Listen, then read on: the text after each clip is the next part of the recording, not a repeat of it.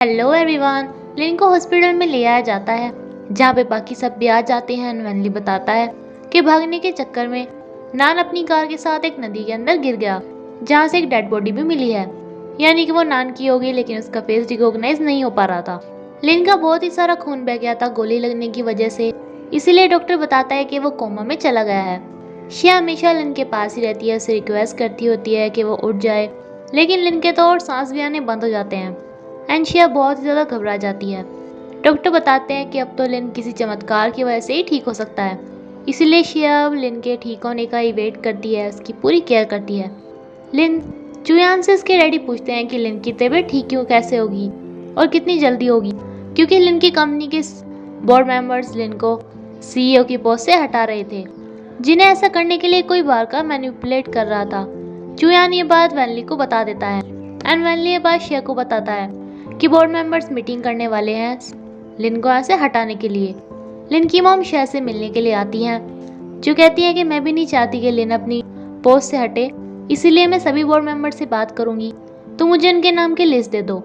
शिया list ढूंढने के लिए चली जाती है एंड लिन की मॉम लिन का एक खिलौना देखने लगती है जो कि अभी उसे शिया ने दिया था, क्योंकि बिल्कुल ऐसा ही खिलौना लिन को बचपन में उसकी मॉम ने दिया था अपने फेयरवेल पे एंड इसी के बाद ही वो उसे छोड़ के चली गई थी।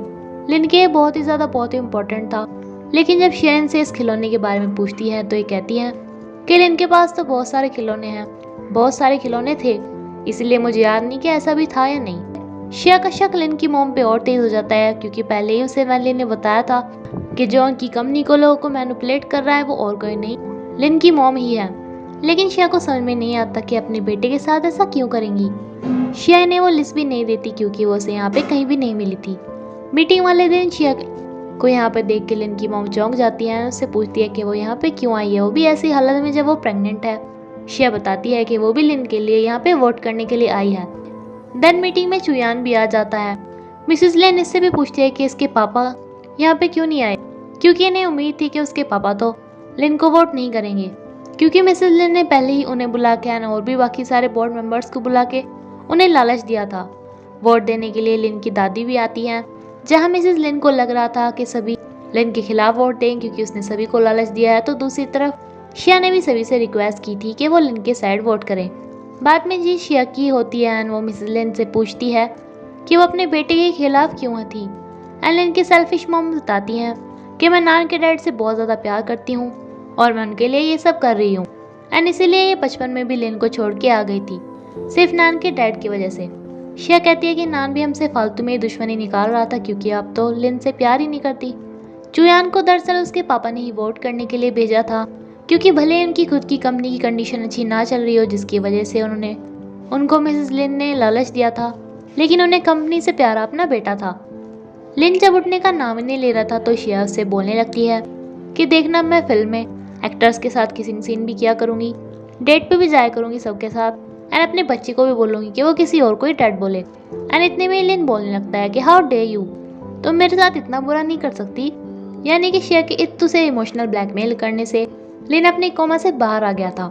चुयान भी यहाँ पे आया था लेकिन वो इन दोनों को डिस्टर्ब नहीं करता, ये वापस जाने लगता है। तभी इसे यहाँ पे शाओ ए मिलती है, जो कि चुयान को थैंक्स बोलती है क्योंकि जो पैसे इसने चुयान से लिए थे उसी से अपनी मॉम को उनके लास्ट टाइम पे इस अच्छे हॉस्पिटल में लेके आई थी, जबकि इसे पता था कि उन्हें कैंसर है, उनकी डेथ होके ही रहेगी। चुयान इससे पूछता है कि उस दिन ये उन लोगों से डर के वापस कार में क्यों बैठ गई थी। शाओ बताती है कि वो उसके पापा के भेजे हुए लोग थे। पहले शाओ के पापा ने उसकी मॉम से शादी की थी, लेकिन फिर उन्हें एक अमीर लेडी मिल गई एंड शाओ के पापा ने उससे शादी कर ली, जबकि शाओ की मॉम प्रेग्नेंट थी एंड जो इसके पापा की नई वाइफ थी वो तो कभी मॉम बन ही नहीं सकती थी। अब शाओ की मॉम की तो डेथ होने वाली थी, तो शाओ के पापा उसे अडॉप्ट करना चाहते थे। चुयान को भी इस पे हंसी आती है क्योंकि उसकी स्टोरी भी बिल्कुल सेम थी, उसके पापा ने भी तो उसे इसी तरह अडॉप्ट कर रखा था, जबकि चुयान था उनका रियल बेटा। लिन अपनी कंपनी के बारे में पूछता है, लेकिन शिया वैनली से भी लिन को पता नहीं लगने देती कि उसकी कंपनी में उसके पीछे क्या कुछ हुआ है, उसकी मॉम ने उसके साथ क्या किया। इस सब के बाद शिया चुयान से मिलने के लिए जाती है, जहाँ पे वो उसे शाओये के साथ देखती है। शिया को लगता है कि ये चुयान की गर्लफ्रेंड है एंड ये इसे इसी तरह से बात करने लगती है। चुयान इसे कहता भी है कि कंट्रोल तो करो, लेकिन शिया तो बोलती जा रही थी कि बहुत ज़्यादा क्यूट है, तुम्हारी चॉइस बहुत अच्छी है। चुयान इसे कहता है कि तुम क्या बोल रही हो, इसे यहाँ से भगा देता है। शिया के जाने के बाद शाही पूछती है कि ये वो लड़की है ना जिसे तुम लाइक करते हो, तुम्हें देख के ही पता चलता है क्योंकि तुम इसे अलग तरीके से देखते हो, बल्कि बाकी सबको अलग तरीके से। लेकिन ये तो शायद मिस्टर लिन की वाइफ है ना। चुयान भी से बता देता है कि हाँ वो उसी को लाइक करता है, लेकिन वो उसे सिर्फ हैप्पी देखना चाहता है, इसीलिए उन दोनों के बीच में से हट गया। चुयान के यहाँ से जाने के बाद शाओई किसी लोगों के साथ यहाँ से चली आती है, जिसपे चुयान को थोड़ा शक होता है एंड ये अपने एक आदमी से कहता है शाओ के ऊपर नजर रखने के लिए। शिया लिन को जाके बताती है कि अभी उसने चुयान को किसी लड़की के साथ देखा एंड लिन को न्यूज़ से पता चल गया था कि उसकी कंपनी में क्या कुछ हुआ था और उसकी मॉम ने उसके साथ क्या किया। इसीलिए अपनी मॉम से मिलने के लिए जाता है, जिन्हें लग रहा था कि लिन उनसे अब नफरत करेगा और भी ज़्यादा। लेकिन लिन ने कहता है कि मैं बाप से नफरत नहीं करूँगा, क्योंकि नान को देखकर मुझे पता चल गया है कि नफरत कितनी बुरी चीज़ है। एंड इस बार इसकी मॉम भी थोड़ी इमोशनल हो जाती हैं। चुयान को पता चलता है कि वो लोग शाओई के पापा के आदमी थे, वरना शाओई में कोई भी गड़बड़ नहीं है। चुयान के डैडी उसे अपने साथ बिजनेस डिनर पे लेके जाते हैं, बल्कि उनकी लड़की से चुयान को मिलवाने के लिए, जहाँ पर चुयान एक लड़की को भागते हुए देखता है। चुयान इसका सैंडल इसे देना चाहता था, लेकिन ये तो अपना दूसरा सैंडल भी चुयान के ऊपर ही फेंक कर चली जाती है। यहाँ पर चुयान नहीं देख पाता कि ये शाओई ही थी। देन ये डिनर के लिए जाता है, जहाँ से इनकी लड़की तो चली गई थी, तो इसलिए बोलते हैं कि मेरी बेटी की तबीयत ठीक नहीं है तो वो आपसे आज नहीं मिल सकती।